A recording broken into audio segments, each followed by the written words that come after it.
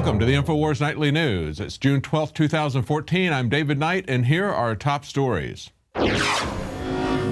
Tonight, exclusive footage reveals how illegal immigrants receive better care than some veterans. Then, revealed the secrets behind the Lord of the Rings. And a new report shows how Irish children have been vaccine guinea pigs. That's next on the INFOWARS Nightly News. What the hell have we become? We just offer our children up to the system with the fluoride, the water, and the GMO. Well, our top story today is, of course, the flood of illegal alien children in the United States. Now, INFOWARS reporters went to one of the bases where the children are being kept. That was down in San Antonio. Kit Daniels and Staff Sergeant Joe Biggs went down there to film what's going on. Now, at that base, there are 2,000 minors who are being housed at a cost of approximately $250 per child per day. Work that out. That's about $500,000 per day just at that one site. Of course, this is a Cloward and Piven strategy, as Alex has pointed out many times, a strategy to take down the United States with uncontrolled welfare state. And of course, if you've got open borders and a welfare state, it's an easy way to take down the United States economy very quickly. And that's exactly what's going to happen. But there's also another aspect of it. This is Obama's dream children, and he's acting as a Pied Piper to bring in a large army of children who are going to grow up knowing the government as their only family. That's been the strategy of tyrants since the days of Plato's Republic. Get the children at as early an age as possible, keep them isolated from their family's culture, from their family's religion. Let them see the state as their savior, as their parents, and that's exactly what's going to happen. Now, at this facility, of course, they were not given access to any information officers. They were told that it was not media day. And of course, on media day, you are allowed to listen to, but not film, a statement made to the press by the government. How's that for a free and open society? Now, one of the things that Staff Sergeant Joe Biggs pointed out, though, is that one of the most interesting things about this, as he said, is that we have illegal immigrants staying here on a military facility while homeless vets are outside the gate with no shelter, no food. And of course, as I mentioned, this is a strategy to take down the economy, a Cloward and Piven strategy. And a quote from one of the former Border Patrol officers, it's the National Association of Former Border Patrol Officers, a press release from them. They said, "This is not a humanitarian crisis. It is predictable, orchestrated, and a contrived assault on the compassionate side of Americans by her political leaders that knowingly put minor illegal alien children at risk for purely political purposes." And of course, you have to imagine what the risk is to these minor children. Some of them as young as 5 years old, coming to America, being abandoned by their parents. Evidently, their parents believe that they're going to be able to use them as anchor children to come back in, but it's just an amazing example of child abuse to abandon their children to the state. You can see that full report from Staff Sergeant Joe Biggs and Kit Daniels at Infowars.com. Now, today on the Alex Jones radio show, Alex talked to a J.R.R. Tolkien expert, John DiBartolo, about a recently revealed recording, never before heard, going back to the 1960s of J.R.R. Tolkien, a speech that he made. Now, one of the things that he said in this speech I thought was very poignant. Essentially, J.R.R. Tolkien's speaking about many aspects of the New World Order and about evil in high places. Here's a clip. One of my favorite quotes from him, and I think this will really appeal to you and your fan base, is his summation of evil in the world, okay? And this is back in 1969. He talks about what he calls the Hydra's heads, and I'll read the quote verbatim from him. He says, "The spirit of wickedness in high places is now so powerful and so many-headed in its incarnations, there seems nothing more to do personally than to refuse to worship any of the Hydra's heads. The world," he thought, "seemed little better than a new Tower of Babel, all noise and confusion." That's right. Not only the nature of evil, but the nature of evil in high places. And he said it has many heads. We saw many heads of the evil technological surveillance state, the police state at Bilderberg. And it's interesting to me that one of those that was there was Alex Karp, CEO of Palantir Technologies. And Palantir Technologies very consciously channels the J.R.R. Tolkien stories. The Palantir, of course, was a device used to look through and communicate at long distances, but it could also look at the people who are using it and look into those people. And of course, that's what Palantir does. It's a data mining company that works for the FBI, the NSA, and of course the CIA, who funded its initial creation. Now here's Alex Karp at Bilderberg doing some of his Tai Chi exercises. There was an article last August in Forbes magazine, how a deviant philosopher built Palantir, a CIA-funded data mining juggernaut. And of course, they point out in that article that Palantir's advisors include Condoleezza Rice, former CIA Director George Tenet, and General David Petraeus told Forbes that Karp was sheer brilliant. And of course, another Bilderberg attendee this year was Peter Thiel, PayPal billionaire, Facebook billionaire, and he also is the founder, chief investor of Palantir. Now, the ACLU's analyst Jay Stanley says that their software could create a true totalitarian nightmare, monitoring the activities of innocent Americans on a massive scale. To which Alex Karp replies, "I didn't create this software so that I could be spied on whenever I smoke a joint or have an affair. No, he created that software so that the NSA could do that to, he presumes, other people. But of course, they've also done it to his pals like David Petraeus. This is exactly what NSA whistleblower Russell Tice told us, one of the earliest of the NSA whistleblowers. This is what the NSA is going to do with its dragnet surveillance. They're going to be able to blackmail the highest politicians, the highest Supreme Court judges.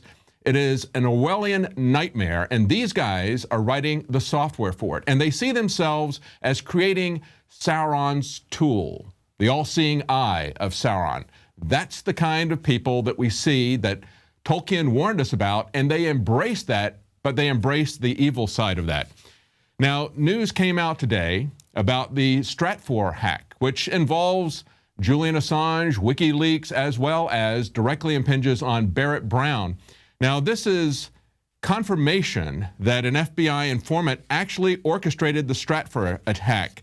That was revealed by the Daily.com. Now, as they point out, sealed court documents that were obtained by the Daily Dot and Motherboard reveal that the attack on Stratfor was instigated and orchestrated not by Hammond, one of the hackers from WikiLeaks, but by an informant with the full knowledge of the FBI. In addition to directly facilitating the breach, the FBI left Stratfor and its customers, which included defense contractors, police chiefs, the NSA, employees of the NSA, all vulnerable to future attacks and fraud, and it requested knowledge of the data theft to be withheld from the affected customers. This is the FBI doing this, exposing these people to frauds and asking that it not be revealed. They say this decision would ultimately allow for millions of dollars in damages. Now, they point out that the FBI's official version of this says that they didn't learn of this until after it happened. In December 6th, 2011, after the hackers were already knee-deep in confidential files. However, during his trial, Hammond claimed that the roles were actually reversed. It was Sabu, the FBI informant, who first introduced him to an anonymous hacker. Now, previously, before these leaks, there were no public records to substantiate Hammond's testimony, but now they are. Now, this bears on the Barrett Browning story, and that story is amazing because of what the FBI was trying to do. They were trying to put him away for 50 years simply because he copied a link that was on a public database. He copied that from one place to another public database, so they were going to include him into these hacking charges. Even though he has no knowledge of the hack, he has no computer skills, he's simply a reporter who is using a link. And they tried to get him for 50 years for this. Now, this is a story from Wired magazine just a couple of months ago, April 3rd, 2014. And what they were reporting on was a secret sealed deal between a plea bargain between Barrett Brown's legal team and the government. Although the exact order was under a court-ordered gag rule, another document filed by the government hinted at the nature of the deal. Now, they say in the document, which supersedes two of Brown's previous three indictments, the government charges Brown with two crimes. Now, listen to the crimes he's charged with: allegedly assisting the person who hacked Stratfor after the fact and obstructing the execution of a search warrant targeting Brown. So what they were charging him for, what they were trying to put him away for 50 years, was helping the hacker who attacked Stratfor. But who actually helped the hacker who attacked Stratfor? That was the FBI. As Judge Napolitano has pointed out, in 17 cases over 10 years, there were terrorist attacks that were orchestrated, that were planned, that were carried out by the FBI, and at the last minute, they arrested the patsies that they had got to string along with them. Now, in this case, what they're doing is they're arresting a reporter who published a link. And this is what they said. They said that he worked to create confusion about the hacker's identity in a manner that diverted attention away from the hacker. Again, it was the FBI who was doing that. The FBI did everything that they're trying to put Barrett Brown away for. And of course, this comes out 2 months after he's presumably reached a plea bargain deal with him. Now, Aaron Schwartz warned us about this quite some time ago. Of course, he died a little over a year ago. I believe he was suicided by the government. But he warned us that the government, in order to get CISPA through, in order to essentially kill the internet and the freedom of the internet, they were creating cyber threats. This is what he had to say. I think it's really important that we stop cyber attacks. And the way to do that is to make our cyber systems more secure, to close the vulnerabilities that allow attackers to get in. But the problem is the government's doing the opposite. They are funding the creation of vulnerabilities. They are offering rewards for people to find and build vulnerabilities into the system and give it to the U.S. government, so then the U.S. government can launch cyber attacks in other countries. So as Aaron Schwartz is pointing out, the government funds vulnerabilities on the internet. They create them, they run them, they exploit them. And after they create this problem, this cyber security false flag, then they come to us with a solution. And of course, that solution would allow them to shut down anyone's website without any due process. That's called CISPA. Also, SOPA, ACTA, PIPA. He fought very hard against that. I believe that he was not somebody who just gave up in despair and committed suicide. Now, of course, this month's INFOWARS magazine talks about the death of the internet and exactly how they're going to take it down. That's just one of the fronts on which they're attacking the internet. Of course, the FCC, net neutrality, the Comcast merger, those are all things to be concerned about as well. Now, last week there was a story that broke out of Ireland that was very disturbing. They talked about 800 dead babies over a 36-year period in an orphanage where pregnant women would go from the 1930s to the 1960s. It turns out that that story was not exactly true. There were 800 children who died, but they were not necessarily put into a mass grave in a septic tank as was originally reported. However, they were dying at the rate of about 22 children on average per year when there were only about 200 children in that orphanage. So that's about 10% of the children that were there. Now this week, we have more information about not only that orphanage, but many others in Ireland and the UK where children were experimented on in vaccine tests. Now, this is right now what's breaking is that 298 children were experimented on in drug trials. Campaigners say claims that their parents' consent were sought is not credible.